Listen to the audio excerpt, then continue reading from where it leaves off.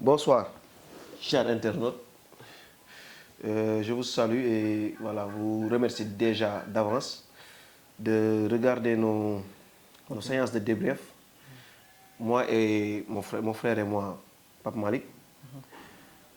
Aujourd'hui, nous allons vous présenter notre deuxième numéro de débrief en Ligue des Champions. Et vu que nous venons d'assister à des matchs vraiment intéressants lors de ces quarts de finale, voilà, aujourd'hui, notre discussion sera totalement axée sur ces 4 rencontres que nous venons de vivre.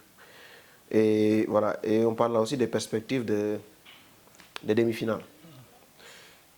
Il y en a beaucoup qui sont passés par beaucoup d'émotions.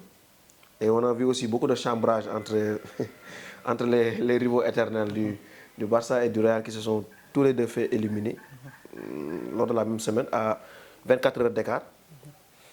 Donc, je vais te laisser déjà dire quelque chose sur ces matchs et te laisser choisir aussi sur quel match on va démarrer. D'accord, très bien, pas mal. Bonsoir, chers internautes. Ravi de vous retrouver pour votre deuxième numéro de votre émission Footmap Débrief. Effectivement, les mardis et les mercredis, c'est pour la Ligue des Champions. Donc, on a été gratifié de 4 très bons matchs. Retour quart de finale Ligue des Champions. Je pense que l'on devrait commencer sur le match qui a opposé Paris Saint-Germain à Liverpool. Donc Liverpool qui recevait sur ce match et qui a gagné par 2 buts d'écart.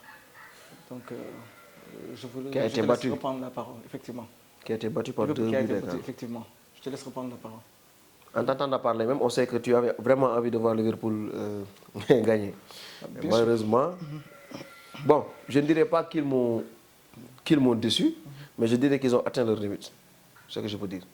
Parce qu'ils ont quand même essayé quoi. Je n'ai pas regardé le match en direct parce que j'ai regardé l'autre match, mais après j'ai regardé le match en différé. Et, bon, ce que je pensais qu'ils bon, ils n'ont pas essayé de jouer, voilà, ils ne se sont pas rébuffés quoi. Mais j'ai vu qu'ils ont eu des occasions, ils ont essayé tant bien que mal de jouer, mais ils avaient peur de se découvrir. Et je pense que le problème, le plus gros problème, c'était les choix du coach, le 11 et les remplacements. Moi, quand j'ai vu le 11 là, j'étais vraiment pas d'accord avec lui. Et je pensais qu'il n'allait pas faire comme à l'aller, mais il a refait la même chose. Donc ce qu'on disait la fois passée, je pense qu'il a confirmé ce qu'on disait. C'est quelqu'un qui a peur et quelqu'un qui n'apprend pas vraiment de ses erreurs. Il a fait ça l'année passée, il l'a refait en championnat avec les gros du championnat. Là aussi, il le refait, mais il ne change rien quoi. Il ne change rien. Par contre, certains joueurs sur le terrain ont essayé de faire voilà, leur maximum quoi, pour revenir au score, mais il y avait un très bon gardien du Paris Saint-Germain, Safonov. Il a fait des arrêts décisifs. Hein. Il a fait, je pense, 4 ou 5 arrêts décisifs. Donc, Liverpool aurait pu marquer. Mais voilà, malheureusement, ils n'ont même pas eu un but à l'aller comme au retour. Et au cumul, ça fait 4-0. Voilà. Et on voit Slot qui fait entrer Joe Gomez et après qui le fait sortir. Remplaçant remplacé. Donc c'est comme s'il était en train de tâtonner, il ne savait pas ce qu'il doit faire. Et je pense que le jeune Goumoha aurait dû démarrer ce match. Il aurait dû démarrer ce match. Donc il ne peut qu'à s'en prendre à lui-même. Voilà. Bien sûr, les supporters Dreds, bon, ils s'étaient déjà fait arrêter qu'ils allaient se faire éliminer. Et ils ne croyaient même pas qu'ils allaient gagner ce match-là. Mais tu ne gagnes pas, mais tu ne marques même pas un but.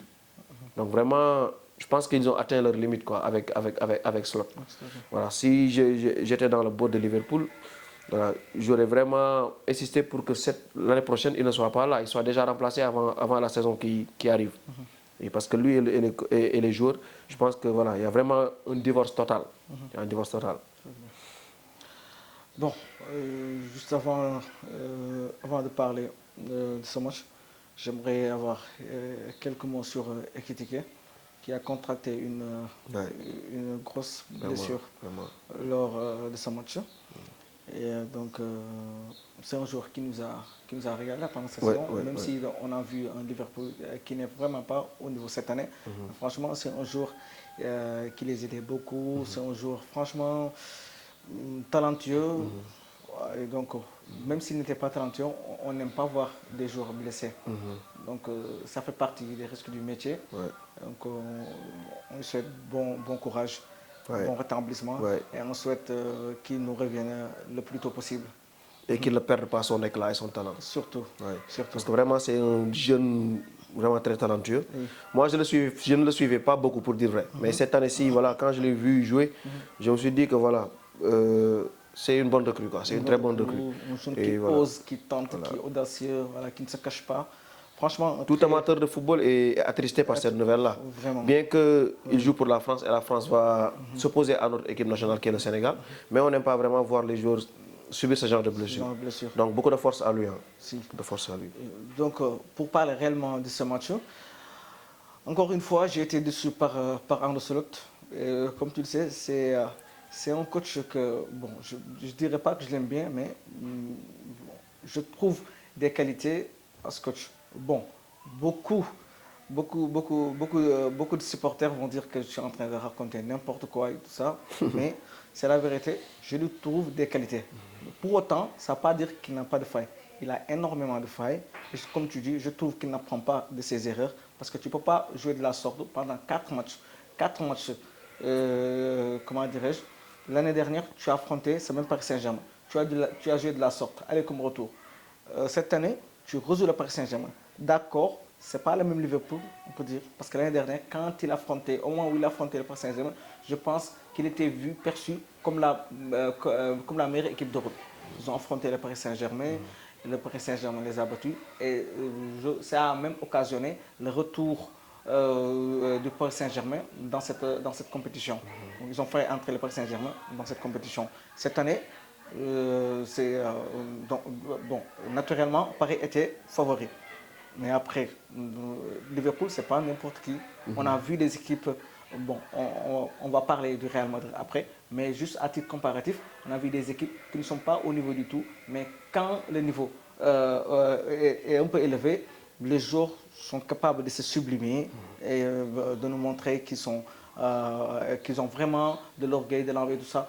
Le coach aussi. Et bon, mais franchement, Arne Slot, ce n'est pas du tout ça et je suis vraiment dessus encore une fois. Parce qu'on voit que c'est un coach qui fait beaucoup trop de calculs, et à ce niveau-là, ça n'aide pas trop. Il faut, quand tu es une équipe, il faut vraiment montrer, comment dirais-je, une qualité, développer une qualité qui peut faire mal à l'adversaire.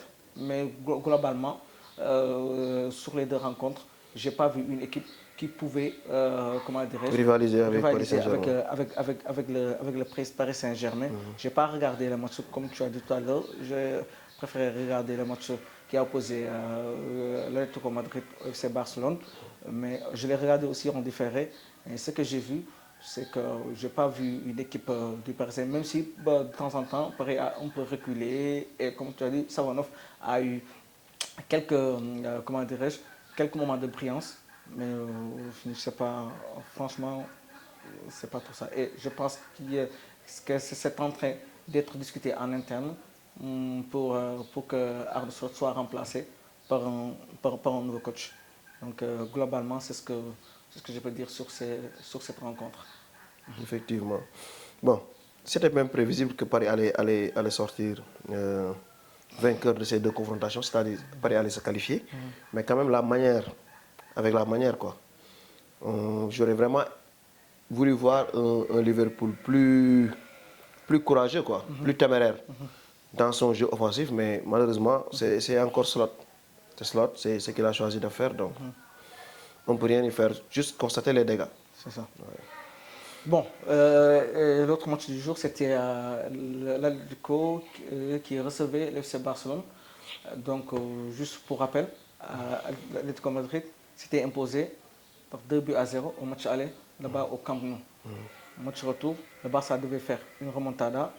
Bon, ils ont fait une très belle, comment dirais-je, campagne au niveau des réseaux sociaux et tout ça pour essayer d'entrer Dans la tête. dans la tête Ouais. des joueurs, Ouais. comment dirais-je, Colchonero. de Colchoneros. Ouais. Après, bon, ça a donné ce que ça a donné. Atlético Madrid, sur l'ensemble des deux matchs, a eu son billet pour la qualif en demi-finale. Donc, c'était un match donc, où on a beaucoup de choses à dire. Donc, je te laisse commencer en premier lieu. Bon, je vais déjà commencer par dire courage aux Barcelonais, parce que de toutes les tifoseries, c'est-à-dire les groupements de supporters, je pense que c'est le groupe qui a plus vraiment confiance en son équipe pour aller remporter chaque année la Ligue des Champions, quoi. Voilà, à les voir et à les écouter et à voir le poste, voilà. They believe, ils y croient jusqu'au bout. Donc, quand ce genre de choses arrive, on ne peut que leur dire de courage, quoi. Et que, voilà, la Ligue des Champions, ce n'est pas quelque chose qu'on gagne chaque année. C'est pas facile à gagner. Jusque, bon, l'ère des Messi Iniesta, ceux qui ont commencé à regarder le foot durant cette période, surtout les supporters barcelonais qui ont commencé à durant cette période, bon, eux, ils vont avoir plus de mal à accepter ce qui se passe. Parce que ils sont venus, ils ont trouvé une équipe qui était dominateur et qui était dans son époque, quoi. Qui est une équipe qui gagnait dans son apogée. Donc, ils ont engagé 3 Ligues des Champions, même 4, si je commence par 2006. Oui, ils en ont eu 4. Donc, actuellement, que c'est la période des vaches maigres, rester genre 10 ou 15 ans sans remporter ce trophée, pour eux, c'est quelque chose de grave. Alors que pour moi, c'est très normal. Il y a des équipes qui restent. Regarde Juventus. Je pense qu'ils ont gagné le dernier trophée en 96, si je ne me trompe pas. 96, 97, si je ne me trompe pas. Ça fait du chemin. Oui, ça fait 30 ans actuellement. Ça fait 30 ans. L'Inter, avant de gagner en 2010, ils étaient restés 40 ans. Et le Barça, avant de gagner en 2006, ils étaient restés combien d'années? Ils étaient restés des décennies. Donc c'est quelque chose de normal. Ils avaient gagné, comment dirais-je, la Champions League pour la première fois en 1992. 80? 92. 92. D'accord. 92 et ils ont regagné en quelle année? En 2006. Donc tu vois, c'est pas quelque chose qu'on gagne tous les jours. Hein. Regarde le Milan actuellement. Milan qui est juste derrière le Real de Madrid sur le nombre de trophées gagnés en Ligue des Champions. Ils en ont 7. Mais depuis qu'ils en ont 7, c'était combien? C'était en 2007. Jusque-là, ils n'ont pas encore gagné le trophée. Non. Oui, ils ont eu une demi-finale récemment contre l'Inter, mais c'est tout. Atlético qui court derrière ce trophée depuis combien de temps? On sait même plus depuis combien de temps. Voilà. C'est pour cette raison, bon, cette année, je souhaite qu'il aille en finale et qu'il la gagne. Bien que ça ne va pas être facile pour eux. C'est un choix du cœur, quoi. J'ai envie qu'ils gagnent ça parce que je les ai vus perdre des finales vraiment difficiles contre le Real, comme ça. Et voilà, c'est pas une équipe qui a la même puissance, la même manne financière qu'une équipe comme le Real, comme le Barça. Voilà. Donc quand ils y aillent, j'ai envie qu'ils la gagnent, quoi. Voilà.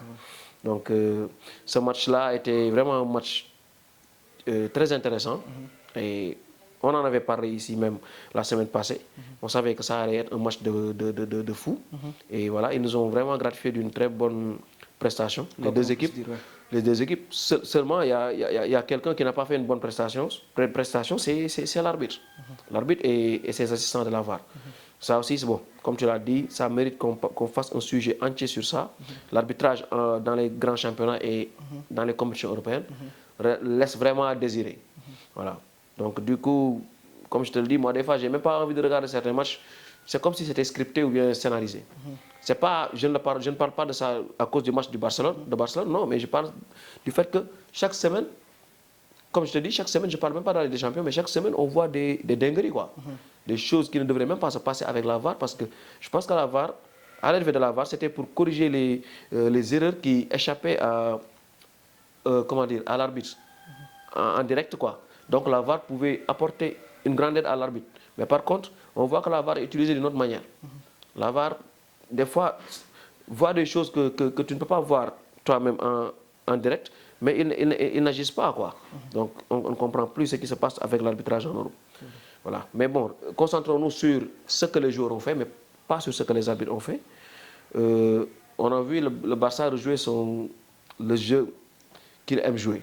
C'est-à-dire venir camper dans ton milieu de terrain, tenir le ballon avec une possession vraiment haute et outrageuse et essayer de marquer des buts. Par contre, en faisant ça, voilà, on voit tout le temps que quand ils font ça aussi, ils se laissent à découvert derrière. L'exemple qui confirme ça, c'est à l'aller, ils ont eu un rouge sur une situation comme ça avec Kobarsi. Au retour aussi, ils ont eu un rouge de la même manière. Ils sont montés.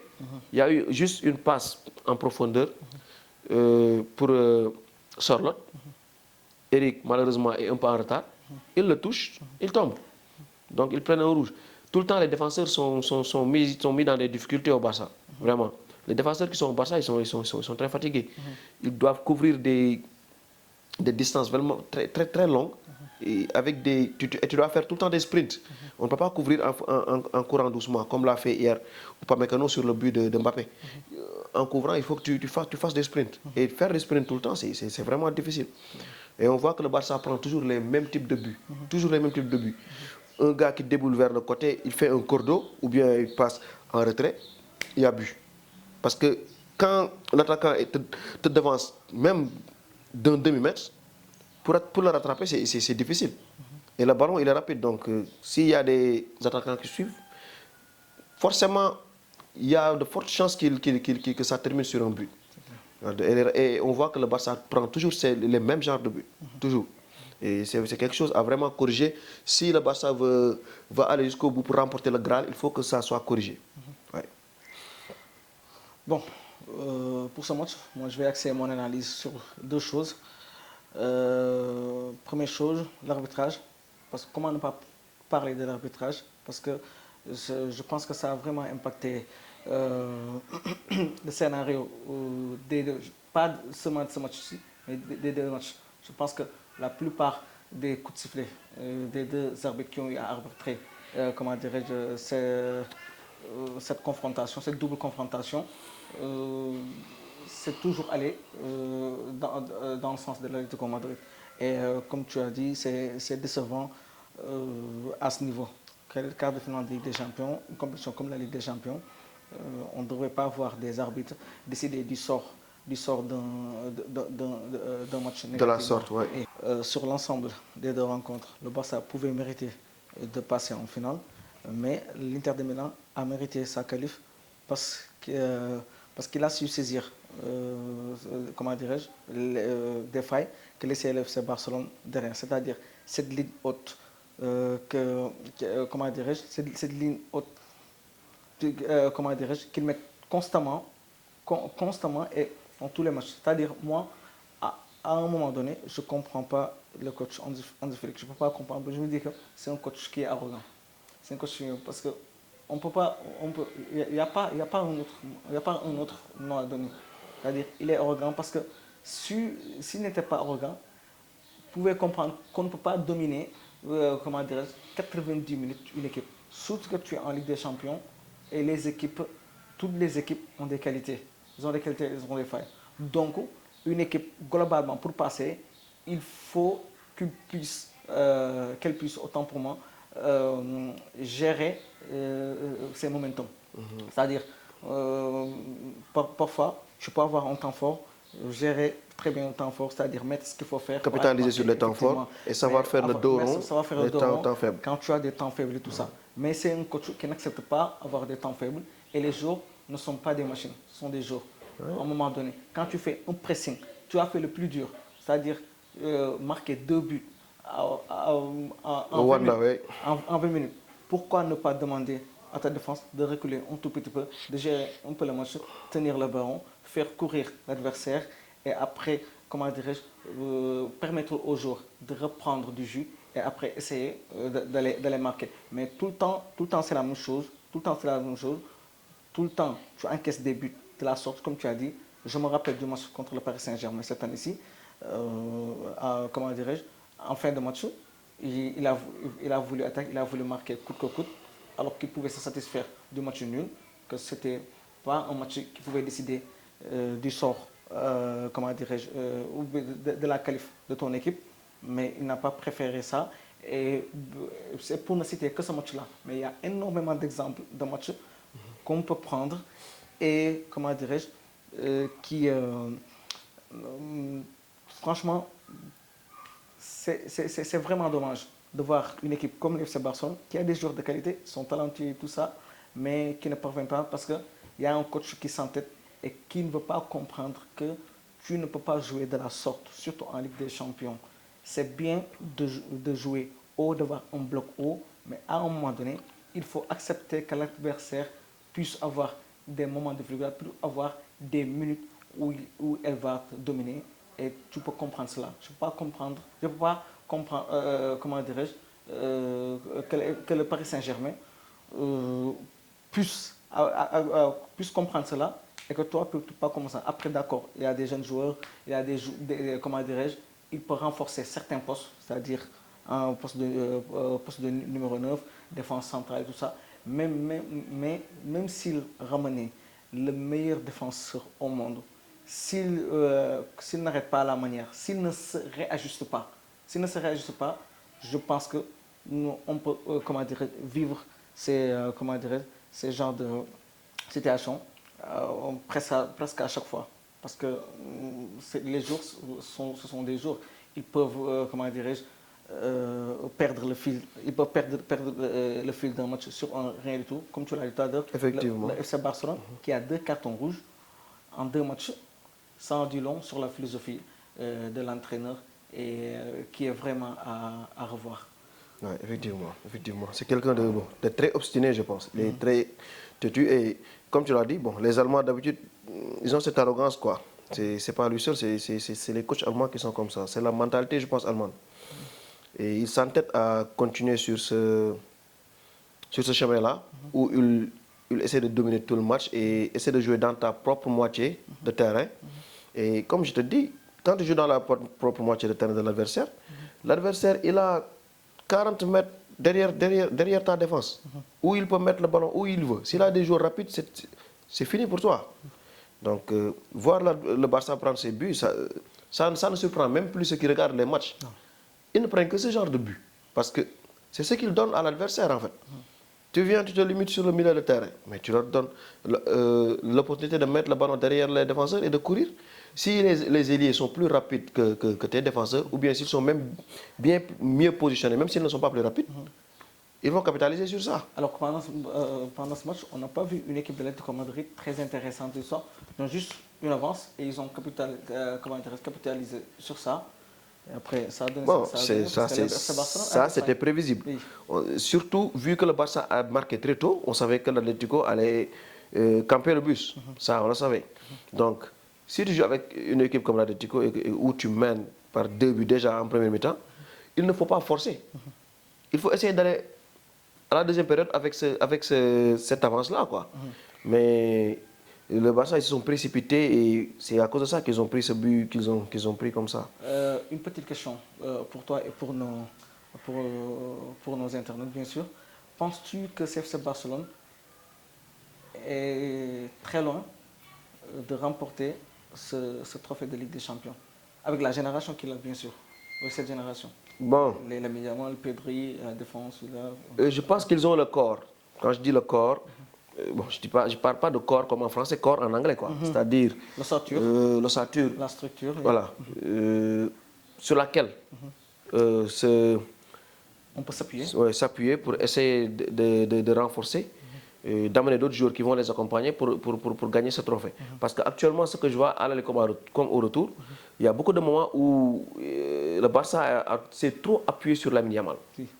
Et j'ai même peur qu'à la fin, ça dénature la façon de jouer de Lamine Yamal. C'est ça. Lamine Yamal, il jouait de façon très réfléchie. Mais maintenant, je ne vois plus ça. Surtout lors de vos 3 ou 4 dernières confrontations là, en championnat avec la Ligue des Champions cumulée, je le vois même faire des dribbles inutiles. Essayer tout le temps de dribbler. Bon, actuellement, il se dit lui-même que la seule solution ici, c'est d'essayer de dribbler. Et l'Atlético s'est vraiment régalé avec ça. Ils te mettent 6 joueurs. Même si c'est un génie où il peut dribbler 2, 3, 4 jours, 5 jours, tu ne peux pas toujours dribbler 4, 5 jours, 6 jours. Ce n'est pas possible. Donc, même lui, il sait ça. Raison pour laquelle il a parlé de ça dans sa conférence de presse, en disant j'espère qu'il va me faire une faveur et juste me mettre un jour à 1 contre 1. Parce qu'il savait que l'Atlético n'allait pas faire ça. Qui est fou pour le laisser à 1 contre 1? Il y a des joueurs comme Lamine Yamal ou bien comme Olysée, il ne faut pas les laisser jouer 1 contre 1. Il faut que tu doubles sur eux. Et l'Atlético n'a même pas doublé, ils ont triplé, quadruplé, quintuplé sur Lamine Yamal. Et le Barça, bon, il n'y a aucune autre alternative à part laisser le ballon à Lamine Yamal et essayer d'aller faire des dribbles. Après, à l'issue, tu vois Lamine Yamal avec des dribbles, 14, 13 dribbles réalisés. C'est bien pour lui, mais ça ne va mener nulle part l'équipe. L'équipe ne doit pas se baser sur ce genre de choses pour essayer de gagner les matchs.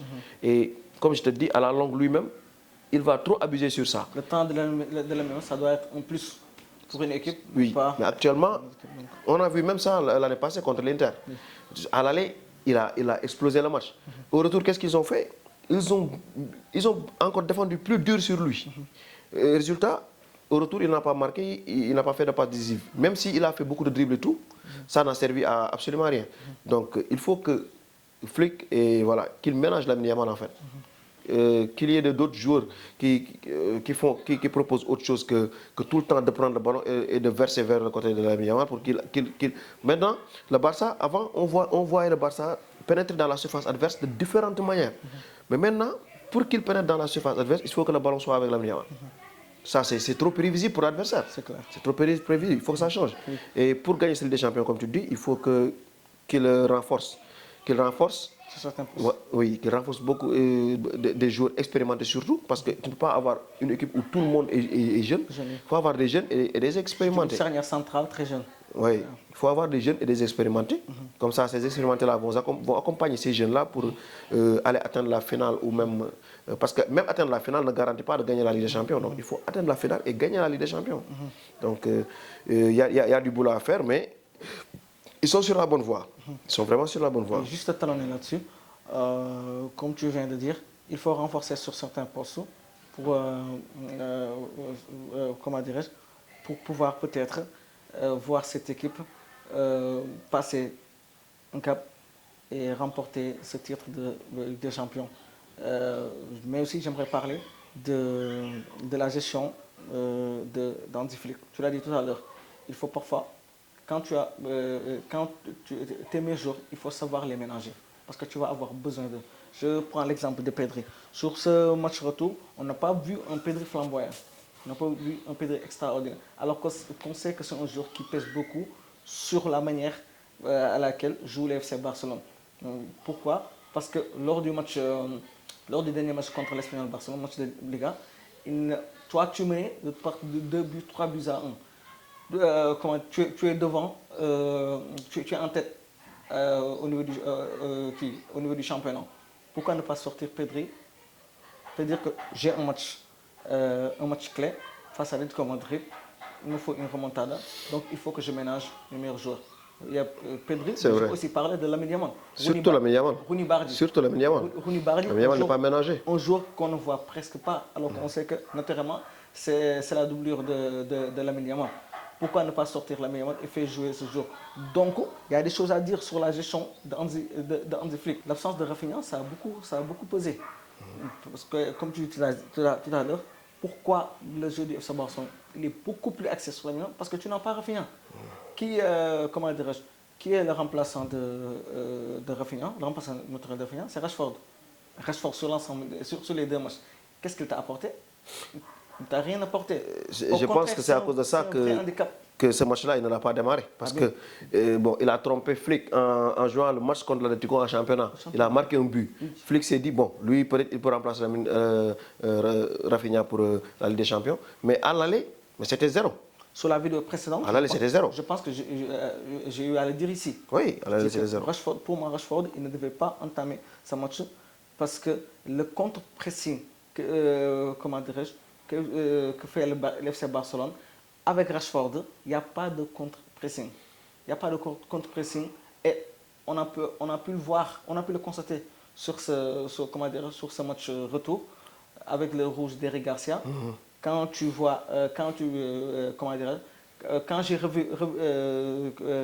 regardé, revisionné les images bien sûr du carton rouge, mais Rashford, il ne fait presque pas, il ne fait pas de marquage. Il ne fait rien. Il est statique, il ne fait pas de il marquage. Regarde, c'est un spectateur. Et à ce niveau, on sait qu'un joueur de perdu, mais franchement, c'est une équipe qui perd quasiment. Et pas n'importe lequel. Parce que, figure-toi, le contre-pressing du Barça, le meilleur dans cet exercice-là, c'est Rafinha. Ça, on le sait tous. Donc celui qui le remplace, s'il ne fait même pas la moitié de ce que fait Rafinha, Mais C'est mort. c'est mort, oui. Ouais, c'est mort. Et bon, c'est ce qu'on a constaté, ce qu'on a pu constater avec Rashford. Je veux aussi parler aussi des changements parce que Hansi Flick, d'habitude, c'est un coach qui réussit ses changements. Mais sur ce match-là, il n'a pas réussi ses changements.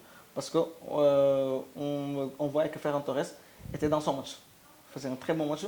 Tu l'as fait sortir à la 67e minute. Moi, je pensais que c'était un peu trop tôt pour le faire sortir.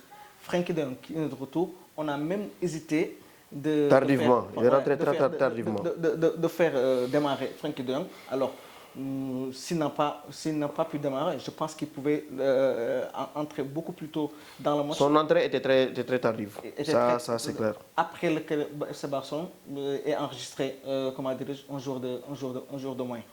Donc c'est dommage de faire rentrer et à la fois Rashford, de faire rentrer Rashford et à la fois Lewandowski.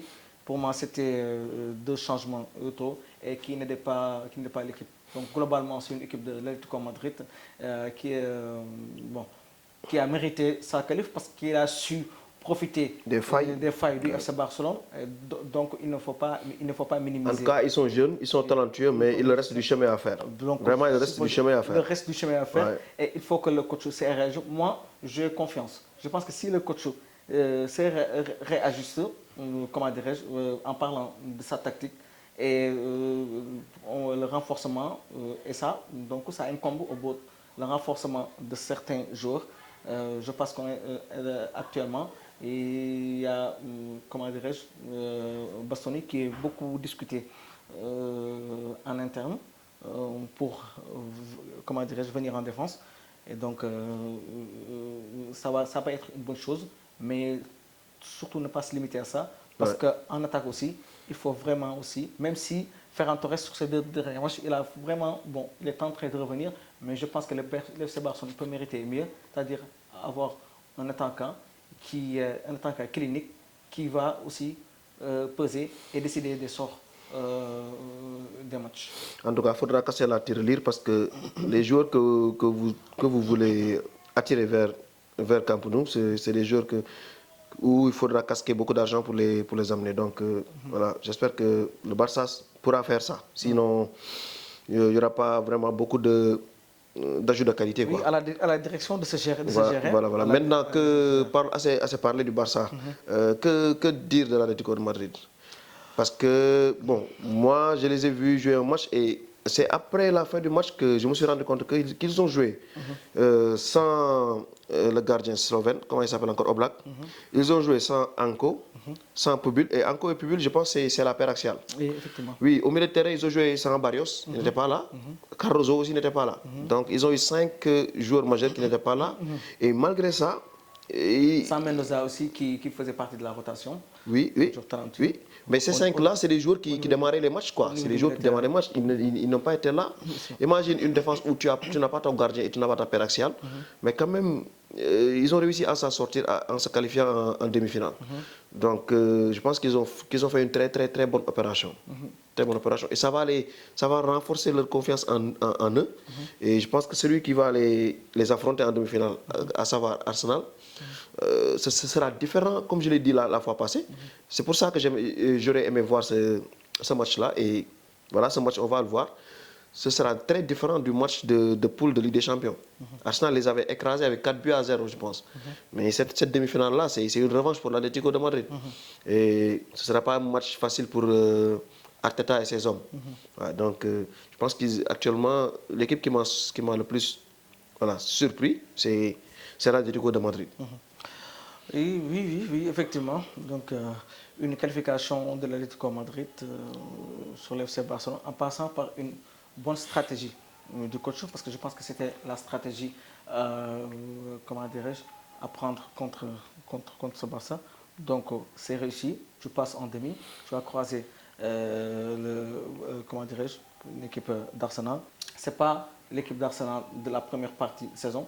Donc, il y a quelque chose à faire pour cet Atlético de Madrid. Et juste dire que c'est une équipe qui a beaucoup de qualité, mais avec un très grand effectif aussi.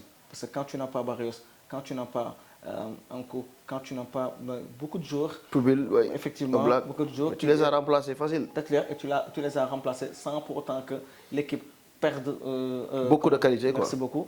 Donc ça a dit que cette équipe-là, il a beaucoup de qualité. Et je pense que avec un remplaçant comme Sorloth. Sorloth jouerait partant dans beaucoup d'équipes. C'est une très bonne équipe. Donc ça en dit long sur l'effectif de cette équipe de l'Atlético de Madrid. Ouais. Donc je pense qu'ils ont quelque chose à jouer. Moi, parfois je peux émettre quelques doutes sur le coach parce que c'est vrai que c'est un coach qui parfois refuse le jeu. Mais comme il a des joueurs avec beaucoup de qualité, donc forcément ils peuvent mener une action à la perfection et marquer du but. Maintenant, il y a lieu de se poser la question à savoir est-ce que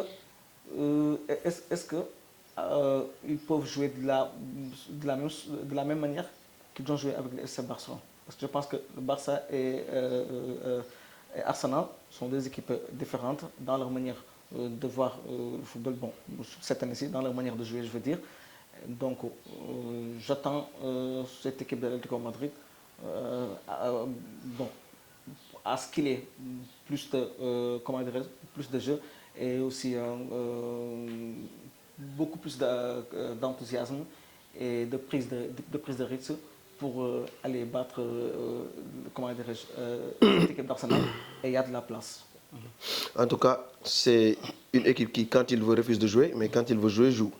Donc, c'est une bonne confrontation entre eux et Arsenal, vu les profils des deux équipes. Un très bon Griezmann cette année. Un très bon Griezmann. Griezmann, c'est un talent, c'est un très grand talent. Et c'est comme lui, c'est comme du vin. Le plus il prend en âge, le plus il prend en expérience, et il montre aussi, le plus il montre son talent sur les matchs. Yeah. Parce que ce match-là, c'était le seul qui arrivait à tenir le ballon quand il le voulait et à faire aérer le jeu. Sur le but qu'a pris l'FC Barcelone, c'est lui qui fait la différence sur une touche, sur le côté droit. Après... en tout cas, il ne surprend personne quand il fait ça parce qu'on sait tous l'étendue de son talent. Donc, vraiment, chapeau à lui et aussi chapeau à Lookman aussi. Il s'est bien intégré dans cette équipe-là. Effectivement. C'est très bien intégré dans cette équipe-là. Donc, je pense que assez parlé de cette rencontre. Voilà, maintenant, je pense qu'on devrait parler du match d'Arsenal contre Sporting. Là-bas, il n'y a pas grand-chose à dire parce que, comme on a pu le constater au match aller, Arsenal qui avait gagné, par un but d'écart sur le fil, au match retour, Arsenal qui recevait.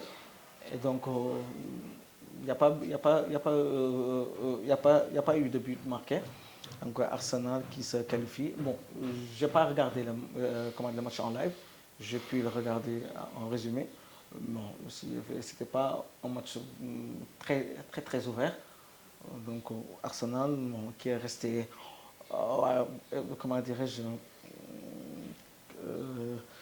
qui est resté égal à lui-même. C'est Arsenal. C'est Arsenal. Donc une équipe qui ne se découvre pas et aussi qui s'est gardé son avance. Et je pense que globalement, il s'est qualifié. Et pas beaucoup de monde. Bon, nous ne sommes pas surpris. Nous ne sommes pas surpris du tout parce qu'on voyait cette équipe Arsenal se qualifier surtout chez lui. Donc naturellement, ils vont croiser l'Atlético de Madrid. En tout cas, ce match en dit beaucoup sur l'état d'esprit d'Arteta et de son équipe.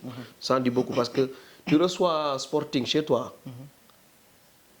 Quand on veut parler de talent individuellement, Sporting n'est pas plus talentueux qu'Arsenal. Arsenal a beaucoup plus de talent. Bien sûr. Oui, mais regarde comment ils ont joué ce match. En plus, à domicile. Oui.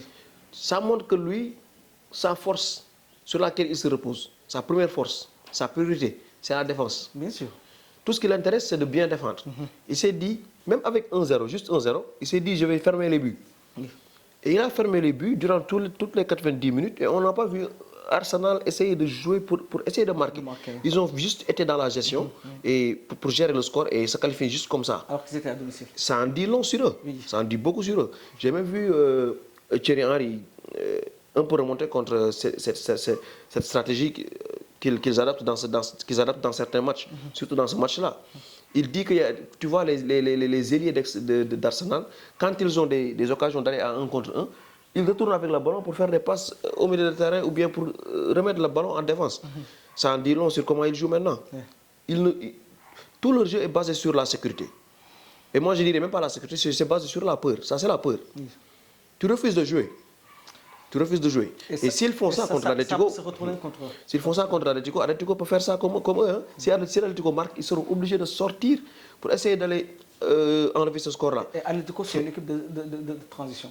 Il faut pas. L'Atlético fait des transitions de malade. Oui. Une, deux passes, boum, c'est but. Une, deux passes, boum, c'est but. Donc, je pense que donc ils sont avertis. Mikel Arteta En tout cas, actuellement, ils n'ont pas la bonne attitude. Ils n'ont pas la bonne attitude. Mikel Arteta, et Arteta est en train de confirmer tout ce qui appelle son jeu, qui taxe son jeu d'être un jeu genre harambol, et il est en train de leur donner raison. Depuis le début de la saison, on a cessé d'alerter sur ça pour dire qu'Arsenal ne devait pas jouer de la sorte. Et on ne prend aucun plaisir à regarder cette équipe d'Arsenal jouer de la sorte. Et bon, malheureusement, c'est le cas, on n'y peut rien. Donc, mais bon, on ne peut que... c'était un peu prévisible quand même. C'était un peu prévisible. C'est ça.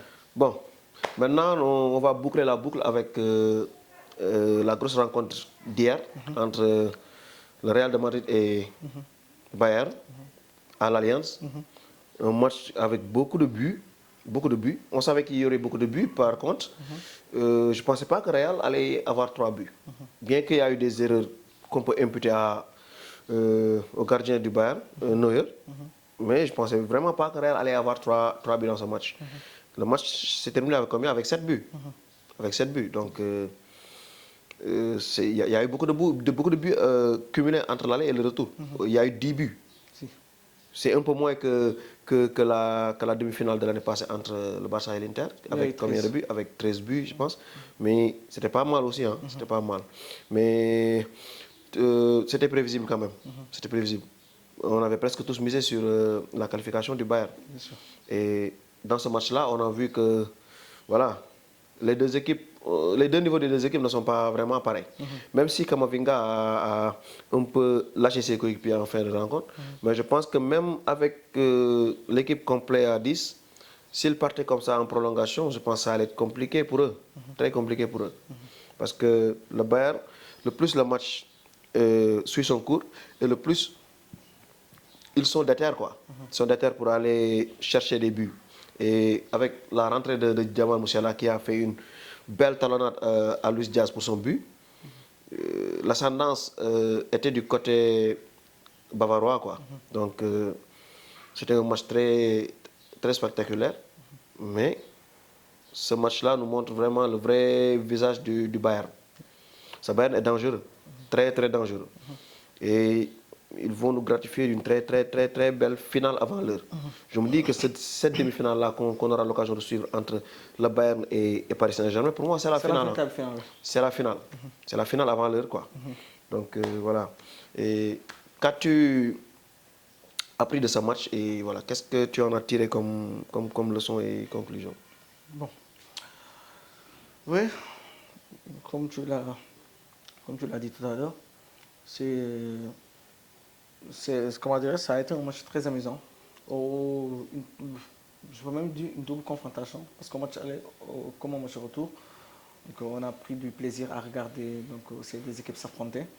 Le FC Bayern avec une puissance d'attaque phénoménale, franchement, mais que je voyais, comment dirais-je, un peu fébrile en défense. Et on a pu constater ça lors de cette double confrontation, parce que le Real Madrid, s'il a pu exister pendant ces deux rencontres, c'est parce que le Bayern n'était pas très bon en défense. Donc le Real adore jouer contre ce genre d'équipe qui leur laisse des espaces, parce qu'on sait que le Real, ce n'est pas une équipe collective. Eux, ils s'en foutent du collectif. Bon, actuellement, ils s'en foutent du collectif. Ils ont, comment dirais-je, 2 jours qui sont extrêmement... Il faut jeter des pierres à ton, à ton rival. Hein? Non, je ne suis pas en train de jeter des pierres, mais bon, c'est la vérité. Je pense que depuis que Toni Kroos est parti, et il n'y a vraiment... Et Modric aussi, Casemiro et tout ça, il n'y a plus vraiment un équilibre. Comment dirais-je, dans cette équipe. Il n'y a pas d'équilibre dans cette équipe. Des joueurs qui ne se comprennent pas, des joueurs qui sont animés par leur propre, comment dirais-je, performance individuelle que collective. L'égoïsme. Effectivement. Surtout sur le front de l'attaque. Sur le front de l'attaque. Oui, ils sont avec des joueurs Vinicius égoïstes. Vinicius et Kylian Mbappé. Et comme je disais tout à l'heure, pour ne pas perdre le fil comment dirais-je, de mon argumentaire, bien sûr, le Real Madrid adore jouer contre ce genre d'équipe qui laisse derrière des espaces et ils vont en renvoyer. Bon, il ne leur faut pas beaucoup pour marquer d'huile parce que devant, il y a de la qualité, quoi que l'on puisse dire, avec Kylian Mbappé qui, sur rien du tout, peut marquer des buts, Vinicius aussi. Donc, je ne suis pas, personnellement, je suis pas très sûr. Peut-être que je suis surpris du début du match avec cette erreur du gardien. Et je pense que ça a peut-être, comment dirais-je,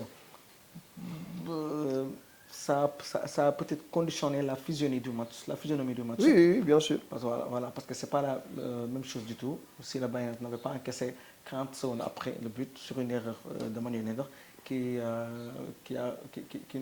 nous a gratifié une très belle performance lors du match aller. Et au lycée, il a fini par marquer son but. Avant de marquer son but, il a vraiment impacté, comment dirais-je, ce match avec son talent, avec son intelligence, des petites passes, des passes courtes ici, des passes en profondeur.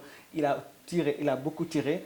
C'est la différence entre lui et tous les jeunes talents actuels. C'est ça. Au lycée, il est au top. Voilà, il a beaucoup de cordes à son arc.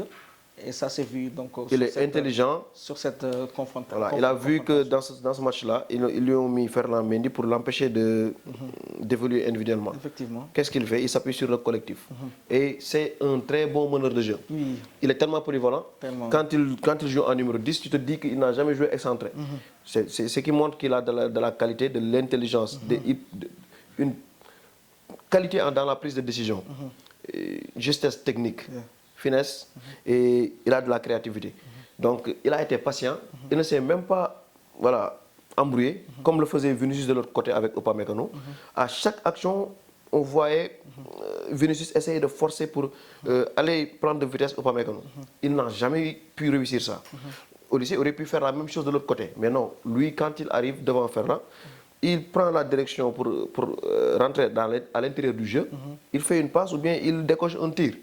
Et c'est avec ce même schéma-là qu'il a réussi à marquer ce quatrième but-là. Cela montre le niveau d'intelligence et de talent qu'il y a en ce joueur-là. Oui. Bon, le carton rouge de Camavinga, ça a fait jaser certains supporters, comment dirais-je, madrilènes. Pas juste les supporters, même le coach, les joueurs, ils ont tous été mécontents de ce deuxième carton jaune-là. Bon. Par contre, j'aurais bien aimé revoir ce carton-là parce que j'y ai pas trop prêté attention. J'aurais bien aimé le revoir pour pouvoir en parler. Oui, bon, je trouve que le deuxième carton jaune, c'était un peu sévère, mais ce n'est pas un scandale du tout. Parce que quand tu sais que tu as déjà un carton jaune, on le dit tous. C'est-à-dire il y a un règlement qui dit que quand l'arbitre siffle une faute contre toi, le ballon ne t'appartient plus. Bon, il a essayé de tenir le ballon pour gratifier quelques secondes. Pour les empêcher de jouer rapide. Mais c'est ça, il n'a pas du tout apprécié l'arbitre. Et bon, il a sorti le deuxième carton jaune, synonyme d'un carton rouge. Et puis donc c'est malheureux. Mais bon, c'est à l'image de la saison de Camavinga. Et un joueur que l'on n'arrive plus à reconnaître. Oui. Franchement, ce n'est même plus le Camavinga qu'on connaissait en France. Hein. Camavinga, il a disparu. Et je pense qu'il ferait mieux de se relancer donc, ailleurs plutôt que de rester... Bon, si j'étais le Real de Madrid, je le mettrais sur le match.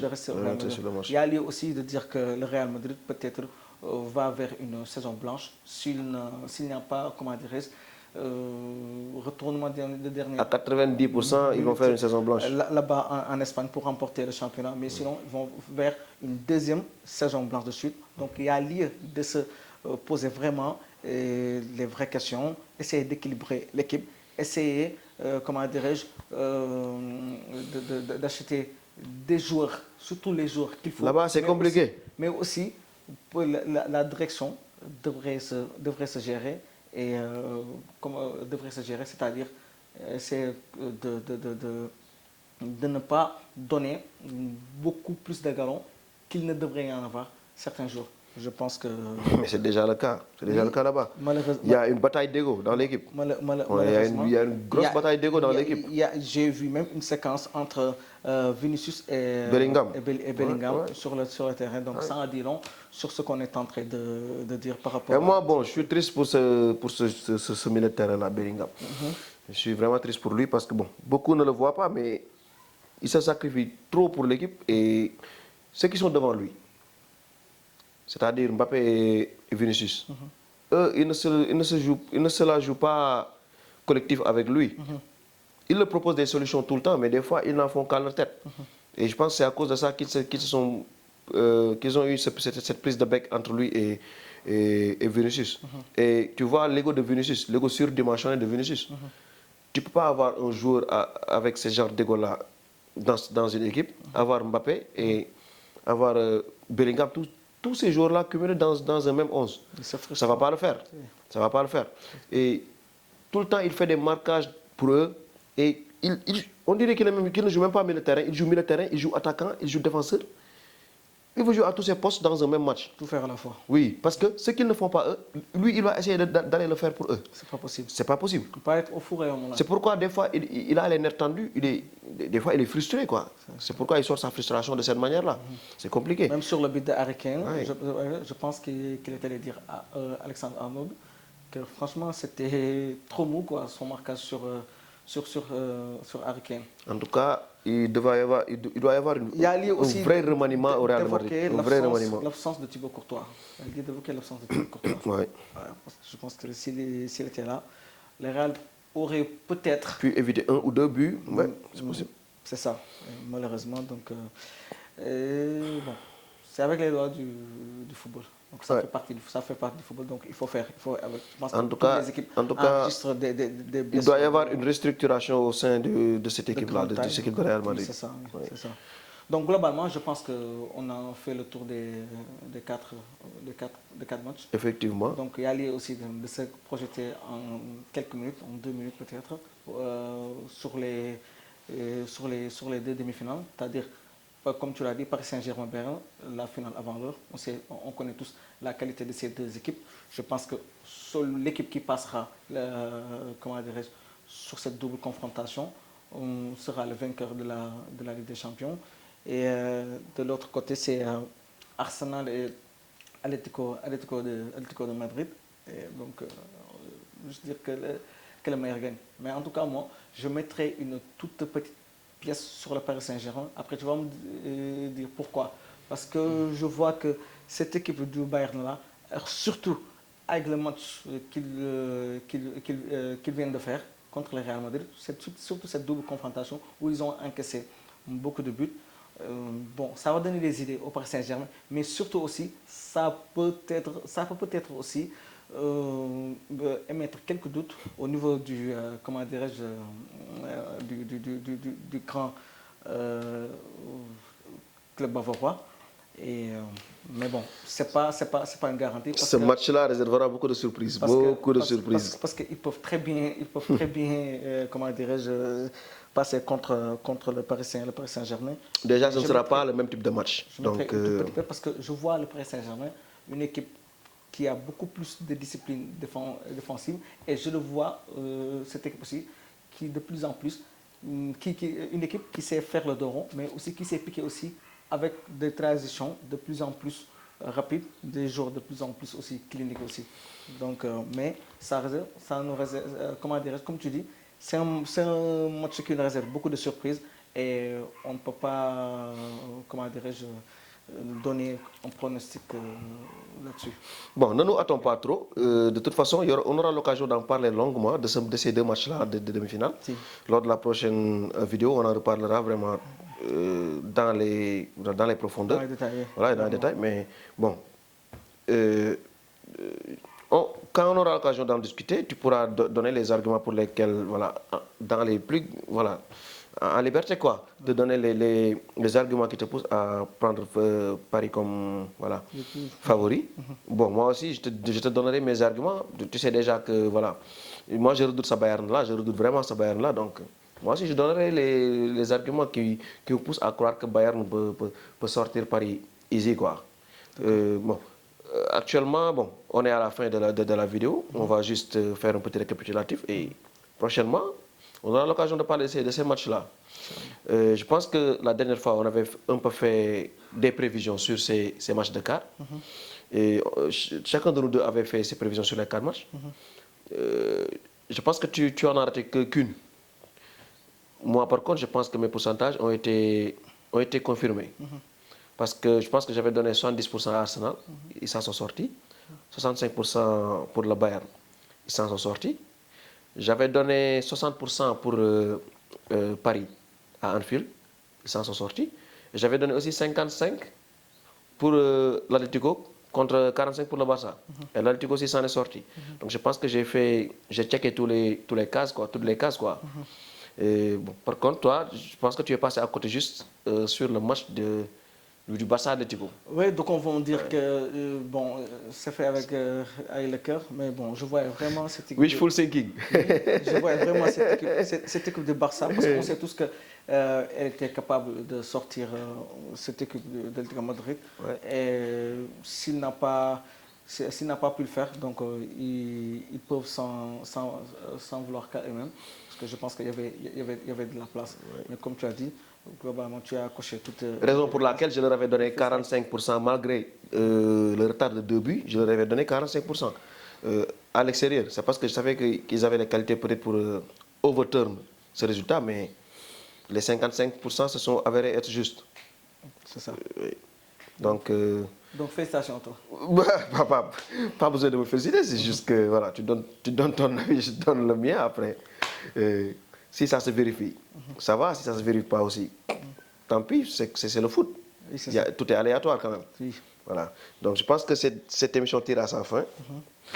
Je remercie déjà tous qui ont passé tout ce temps-là à nous regarder et nous écouter.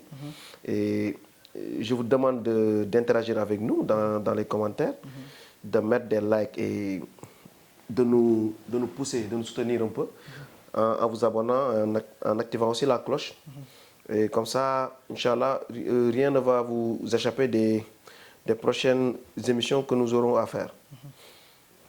Oui, très intéressant. L'émission elle tire à sa fin. On a fait donc le tour des quatre matchs. Donc maintenant, il y a des demi-finales qui se profilent. Donc on aura l'occasion d'en débattre certainement. Et juste remercier les internautes, c'est-à-dire ceux qui franchement prêteront attention à ces contenus. Et juste comme l'a dit Pape Major,